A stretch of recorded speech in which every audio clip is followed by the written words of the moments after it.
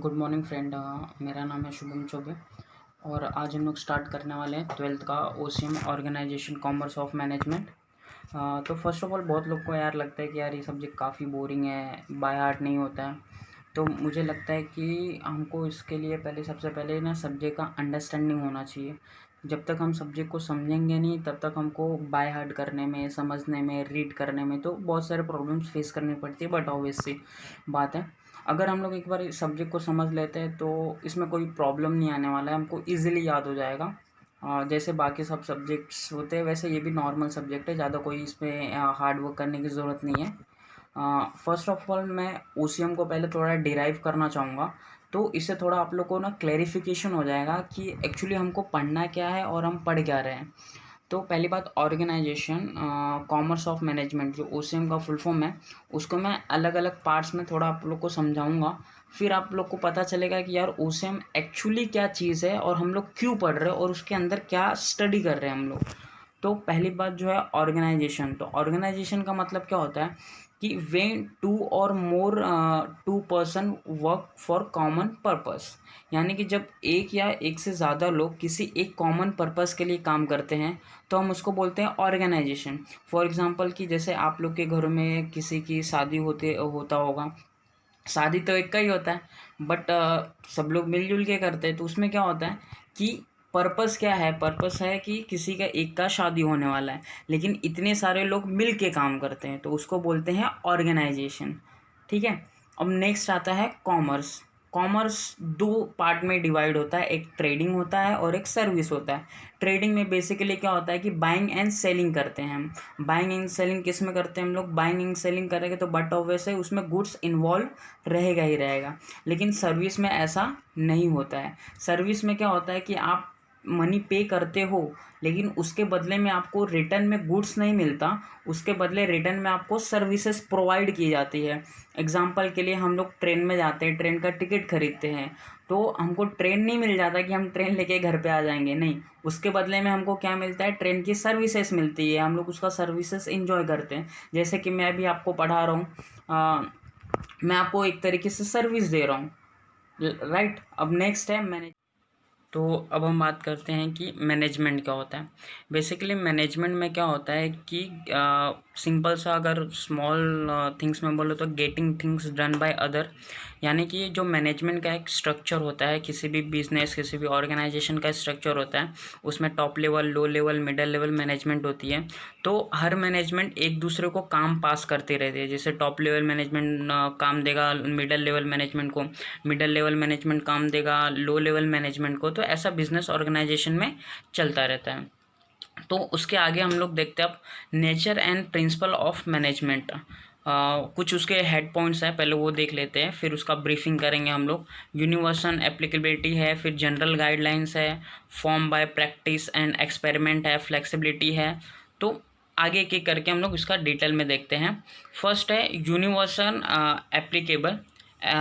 ये क्या होता है कि जो प्रिंसिपल ऑफ मैनेजमेंट होता है ना, they can be applied in all types of organisation, business as well as non business और small business, large business. Actually जो मैनेजमेंट प्रिंसिपल होता है वो हमारे पर्सनल लाइफ में भी इन्वॉल्व होता है कहीं ना कहीं पे। जैसे कि हम स्टडी के लिए बैठते तो हम प्रॉपर प्लानिंग करके बैठते हैं कि हमको कैसे स्टडी करना है, और इसी को हम मैनेजमेंट बोलते हैं। ये हर जगह एप्लीकेबल होता है, कोई भी ऐसा प्लेस नहीं है कि जहाँ पे हम लोग मैनेजमेंट को अवॉइड कर सकते हैं। तो हम लोग बोल सकते हैं कि जो मैनेजमेंट प्रिंसिपल होता है पूरे यूनिवर्स में एप्लीकेबल होता है। ठीक है।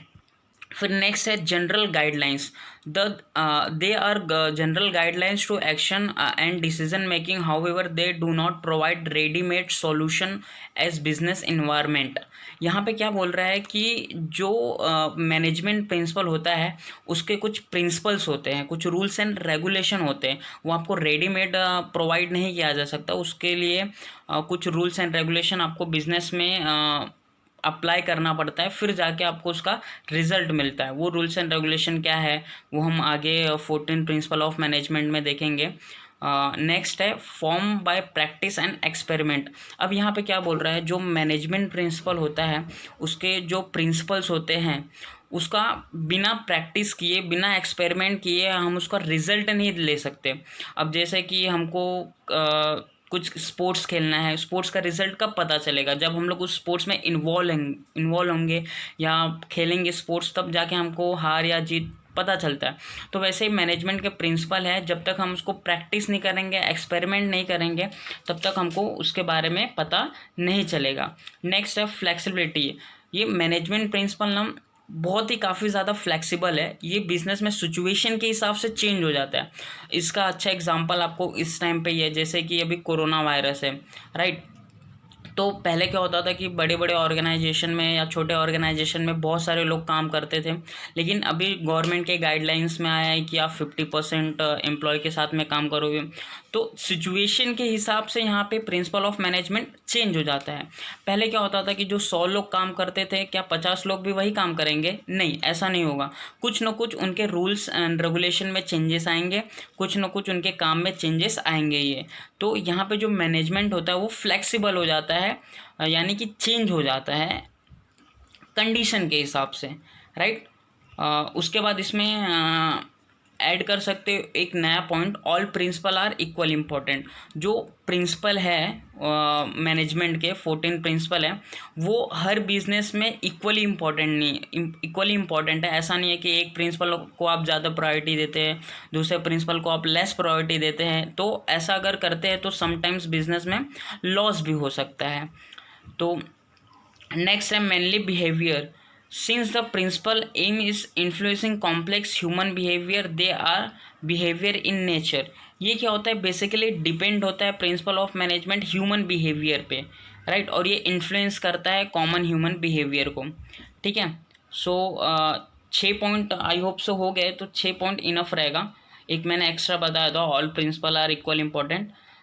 नेक्स्ट पॉइंट है हमारा significance of the principle of management. Significance मतलब क्या?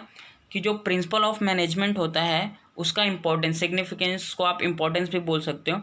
इसको मैं थोड़ा सा और इजी कर देता हूँ आप लोग के लिए।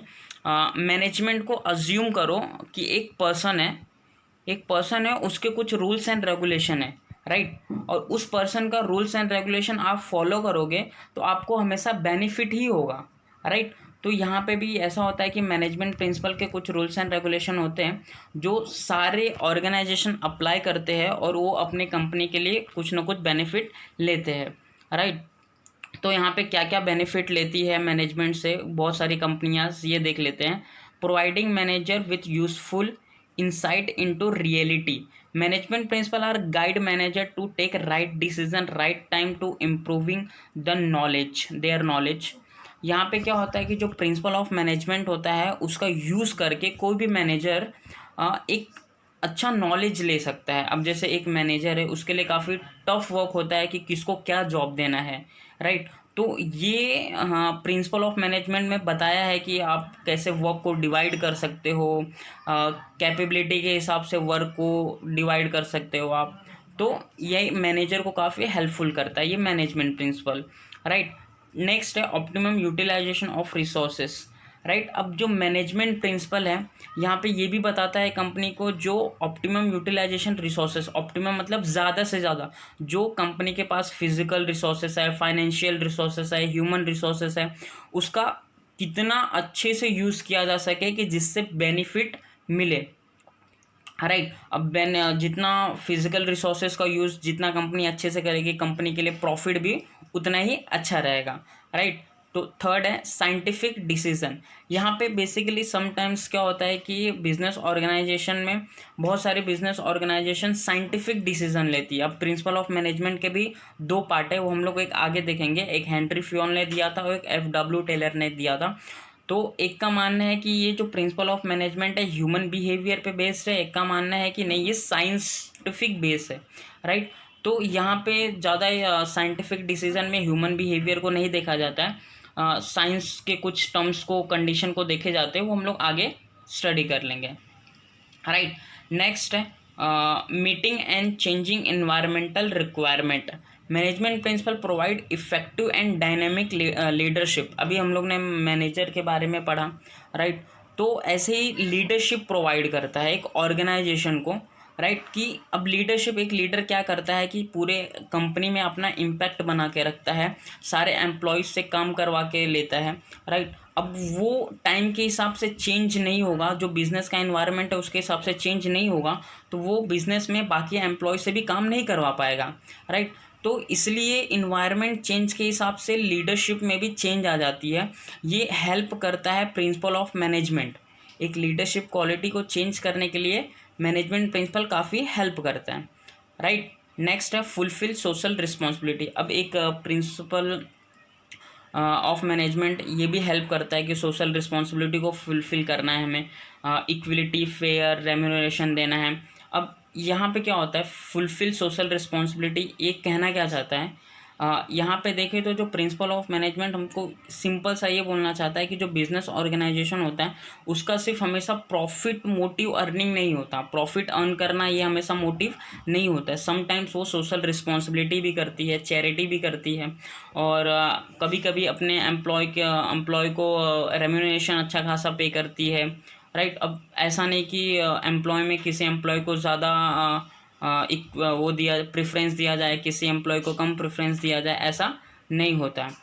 जो लास्ट टॉपिक है आज का हमारा, management training education and research. जो मैनेजमेंट होता है ये प्रिंसिपल बेस्ड होता है ट्रेनिंग पे, राइट। अब किसी भी चीज़ का अगर इम्प्रूवमेंट करना है तो उसका हमको डे टू डे ट्रेनिंग करना ही पड़ेगा, क्योंकि जो भी चीज़ें आ रही है, जैसे कि एक एप्लीकेशन देख लीजिए कि उसमें हमेशा चेंजेस आती रहती है, तो उसके बारे में जब तक हम अवेयर नहीं रहेंगे तब तक हम उसको यूज़ कर नहीं पाएंगे। तो प्रिंसिपल ऑफ मैनेजमेंट भी यही बोलता है कि जो कुछ चेंजेस हो रहे हैं उसको हमको अडॉप्ट कर लेना चाहिए, ताकि हमको फ्यूचर रिसर्चेस के लिए कुछ प्रॉब्लम्स ना हो। Thank you.